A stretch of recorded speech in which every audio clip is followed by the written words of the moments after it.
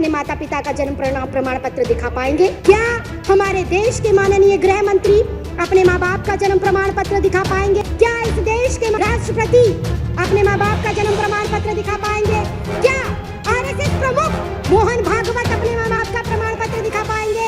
एक आम साधारण नागरिक एक तड़ी पार को चुनकर देश का गृह मंत्री बना सकता है। एक चाय वाला, एक चाय वाला, एक चाय वाला, एक चाय वाला, एक चाय वाला, एक चाय वाला इस लोकतंत्र के अंदर एक वोट के अधिकार से सीधा चाय वाले से प्रधानमंत्री बन जाता है। उस वोटर आईडी कार्ड की कोई अहमियत नहीं। क्या बात करते हो, क्या बात करते हो? और मैंने किसी का नाम नहीं लिया। जिस वोटर आईडी कार्ड से इनको सत्ता में चुनकर भेजा गया, जिस वोटर आईडी कार्ड से ग्राम पंचायत हो, निगम का चुनाव हो, विधानसभा का चुनाव हो या देश की सर्वोच्च संस्था लोकसभा का चुनाव हो, जिस वोटर आईडी से देश के 128 करोड़ लोग इनको चुनकर भेजते हैं, उस वोटर आईडी कार्ड को भी ये हमारा सबूत के तौर पर मानने को तैयार नहीं। बहुत ही हास्यास्पद बात है कि जिस पहचान पत्र की बदौलत एक तड़ी पार व्यक्ति इस देश का गृह मंत्री बन जाता है, ये अजीब विडंबना है। हमारे पास वोटर आईडी कार्ड है, हमारे पास आधार कार्ड है, हमारे पास पैन कार्ड है, हमारे पास पासपोर्ट है, उनको ये हमारे कागज नहीं मानते। मेरी तरफ उंगली ना करें। आपको कोई आपत्ति है, आप माननीय अध्यक्ष जी से बात करें। आपको कोई आपत्ति है, आप माननीय अध्यक्ष जी। तड़ी पार कौन है? तड़ी पार कौन है? तड़ी पार कौन है? चाय वाला कौन है? तड़ी पार कौन है? तड़ी पार कौन है? चाय वाला कौन है? मैंने कुछ नहीं कहा, मैंने किसी का नाम भी नहीं लिया। आप क्यों इतना आग बबूला हो रहे हैं? इतना आग बबूला क्यों हो रहे हैं? इतनी गर्माहट क्यों? इतनी गर्माहट क्यों? क्यों इतनी मिर्ची लग गई? क्यों इतनी मिर्ची लग गई? आपको इतनी दिक्कत क्या हो गई? आपको इतनी परेशानी क्या हो गई? मैंने तो किसी का नाम भी नहीं लिया, मैंने किसी दल का नाम नहीं लिया, मैंने किसी व्यक्ति विशेष का नाम नहीं लिया। और चूंकि मैं भी विधानसभा की सदस्य हूँ, इस देश की नागरिक हूँ, तो मेरे भी मन में इन एनसीआर, एनपीआर और सीए को लेकर बहुत सारे सवाल हैं। अध्यक्ष जी, जब मैं इसके बारे में पढ़ रही थी और जब अपने साथी सदस्यों को सुन रही थी, तो मुझे ऐसा लग रहा था कि इस देश के अंदर इस समय एक ऐसी सरकार चल रही है जो बहुत कंफ्यूज है, जो बहुत अज्ञानी तरीके से, अनजान तरीके से, उसे पता ही नहीं है कि देश को किस ओर लेकर जाना है, देश के लिए क्या जरूरी है, देश के लिए कौन से मुद्दे महत्वपूर्ण हैं, देश के लिए कौन से कानून महत्वपूर्ण हैं। उनको इस चीज की बिल्कुल जानकारी नहीं है। बहुत ही अजीब से लोग इस देश के केंद्र की सत्ता के ऊपर बैठकर अजीबोगरीब फैसले ले रहे हैं। जो इस देश में अभी तक विदेशी कहे जा रहे हैं, उनको ये नागरिकता दे रहे हैं बिना किसी कॉमा, फुल स्टॉप के। और इस देश के अंदर जो सदियों से, दशकों से रह रहे हैं, उनको ये कहते हैं कि अगर तुम इस देश के नागरिक हो तो तुम्हें कागजात देने पड़ेंगे, तुम्हें प्रूफ करना पड़ेगा कि तुम इस देश के नागरिक हो। ये अजीब विडंबना है। हमारे पास वोटर आईडी कार्ड है, हमारे पास आधार कार्ड है, हमारे पास पैन कार्ड है, हमारे पास पासपोर्ट है, उनको ये हमारे कागज नहीं मानते। जिस वोटर आईडी कार्ड से इनको सत्ता में चुनकर भेजा गया, जिस वोटर आईडी कार्ड से ग्राम पंचायत हो, निगम का चुनाव हो, विधानसभा का चुनाव हो या देश की सर्वोच्च संस्था लोकसभा का चुनाव हो, जिस वोटर आईडी से देश के 128 करोड़ लोग इनको चुनकर भेजते हैं, उस वोटर आईडी कार्ड को भी ये हमारा सबूत के तौर पर मानने को तैयार नहीं। बहुत ही हास्यास्पद बात है कि जिस पहचान पत्र की बदौलत एक तड़ी पार व्यक्ति इस देश का गृह मंत्री बन जाता है, मैंने नाम नहीं लिया, मैंने नाम नहीं लिया, मैंने नाम नहीं लिया, मैंने नाम नहीं लिया, मैंने नाम नहीं लिया। ये बहुत ही हास्यास्पद है, ये बहुत ही हास्यास्पद है। ये ऑन रिकॉर्ड है, ये ऑन रिकॉर्ड है। ये ऑन रिकॉर्ड है, ये ऑन रिकॉर्ड है। मैंने नाम नहीं लिया। आप अपना भाषण जारी रखिए ना। मैंने नाम नहीं लिया। आप अपनी बात जारी रखिए। मैं अध्यक्ष जी यही कह रही हूँ। मैं अध्यक्ष जी, आप मेरी तरफ उंगली ना करें, मेरी तरफ उंगली ना करें। सारे प्रिविलेज का मामला है। पहले उन्होंने मेरी तरफ उंगली करी क्यों? अपनी बात कहते रहिए। अध्यक्ष जी, मैं बहुत शांति से और शालीनता से ये कह रही हूँ कि जिस पहचान पत्र की बदौलत एक आम साधारण नागरिक एक तड़ी पार को चुनकर देश का गृह मंत्री बना सकता है। आगे बढ़िए। एक चाय वाला, एक चाय वाला, एक चाय वाला, एक चाय वाला, एक चाय वाला, एक चाय वाला इस लोकतंत्र के अंदर एक वोट के अधिकार से सीधा चाय वाले से प्रधानमंत्री बन जाता है। उस वोटर आईडी कार्ड की कोई अहमियत नहीं। क्या बात करते हो, क्या बात करते हो? और मैंने किसी का नाम नहीं लिया। आपको कोई आपत्ति है, आप माननीय अध्यक्ष जी से बात करें। आपको कोई आपत्ति है, आप माननीय अध्यक्ष जी। तड़ी पार कौन है? तड़ी पार कौन है? तड़ी पार कौन है? चाय वाला कौन है? तड़ी पार कौन है?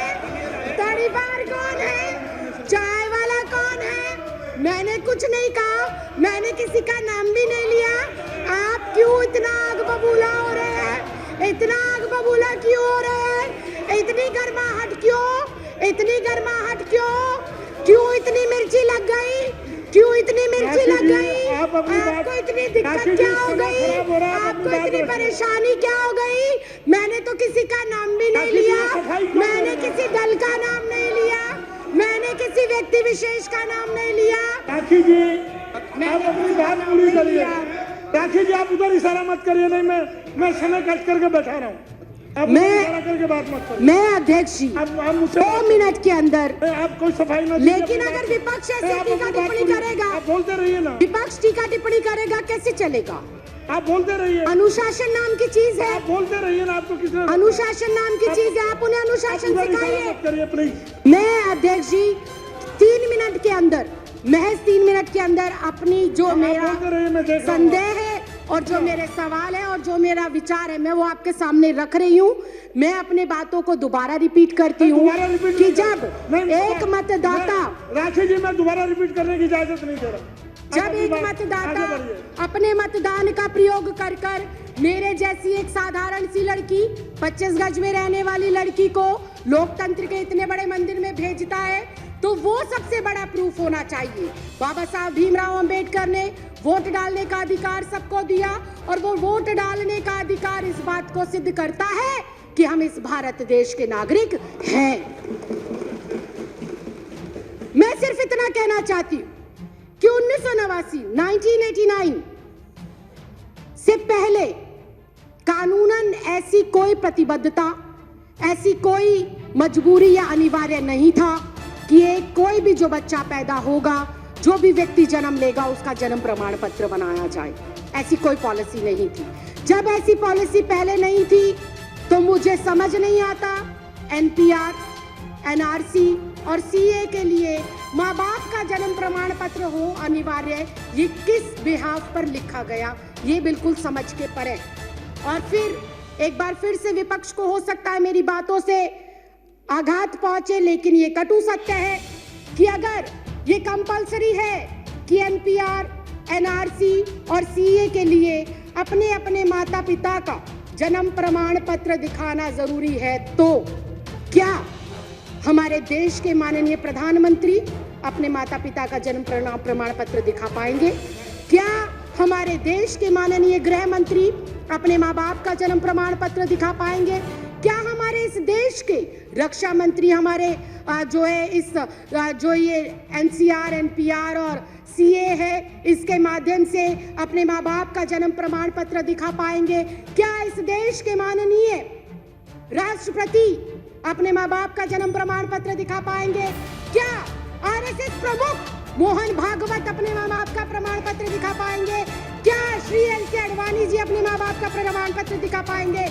या माननीय अध्यक्ष महोदय आप स्वयं अपने माँ बाप का प्रमाण पत्र दिखा पाएंगे?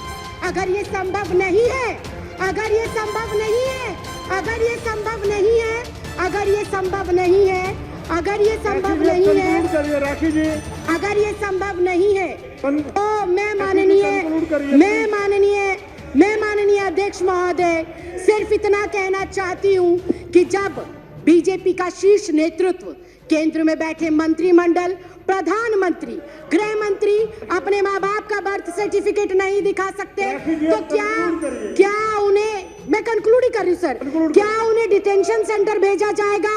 अगर वो लोग डिटेंशन सेंटर नहीं जाएंगे तो इस देश का आम गरीब मजलूब परिवार का सदस्य क्यों डिटेंशन सेंटर जाएगा? ये सवाल आज इस लोकतंत्र के मंदिर में मैं आपके माध्यम से केंद्र सरकार से पूछना चाहती हूँ। अध्यक्ष जी, मुझे 2 मिनट दे दीजिए, मैं अपनी बात को खत्म कर रही हूँ। अध्यक्ष जी, मुझे ऐसा लगता है कि एनपीआर, एनआरसी और सीए महज देश की जनता को भटकाने के लिए एक हथियार के रूप में केंद्र सरकार आजमा रही है और भटकाना चाहती है। वो अपनी नाकामियों से जनता को, नोटबंदी से देश को भटकाना चाहती है, जीएसटी की जो अभी मार पड़ी है व्यापारियों के ऊपर, उससे देश की जनता को वो भटकाना चाहती है।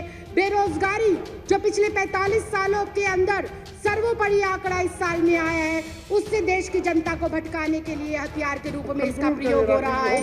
राइफल सौदा हो गया, दलितों पर अत्याचार हो गया, अर्थव्यवस्था किस तरह से चरमराई हुई है। अध्यक्ष जी, मैं एक लाइन कहकर सर, मैं भी रिक्वेस्ट कर रही हूँ, फाइनल क्लोजिंग लाइन कहकर मैं जो है अपनी बात को विराम देती हूँ कि अध्यक्ष जी, ये जो भाजपा सरकार है, ये एक संकीर्ण मानसिकता की सरकार है। इस सरकार को जब से ये अस्तित्व में आई है, किसान सड़कों पर है, छात्र सड़कों पर है, महिला सड़कों पर है, पुरुष सड़कों पर है, दलित सड़कों पर है, वकील सड़कों पर है, डॉक्टर सड़कों पर है, इंजीनियर सड़कों पर है। ये सरकार नहीं, संविधान विरोधी लोग हैं और एनपीआर, सीए और एनआरसी को लाकर ये वोट के अधिकार को खत्म करना चाहते हैं और अपना एकाधिकार स्थापित कर कर लोगों को उनके अधिकारों से वंचित रखना चाहते हैं। माननीय अध्यक्ष, मैं आपके माध्यम से ये कहना चाहती हूँ, माननीय मंत्री श्री गोपाल राय जी ने जो अपना प्रस्ताव रखा है, इस सदन के सदस्य होने के नाते, इस देश की नागरिक होने के नाते, मैं आज यहाँ से आपसे विनम्र प्रार्थना करती हूँ कि मैं इस प्रस्ताव का समर्थन करती हूँ और दिल्ली में इसको कतई भी किसी भी सूरत में लागू नहीं करना चाहिए। आपने मुझे बोलने का मौका दिया, इसके लिए बहुत बहुत धन्यवाद, बहुत बहुत आभार। जय हिंद, जय भारत। दोस्तों, अगर आपने अभी तक हमारे चैनल को सब्सक्राइब नहीं किया है तो सब्सक्राइब करें और लाइक बटन पर क्लिक करके हमारा हौसला बढ़ाएं ताकि हम आपके लिए और बेहतर जानकारी लाते रहें। Do like, share and subscribe Fox News India, news beyond politics.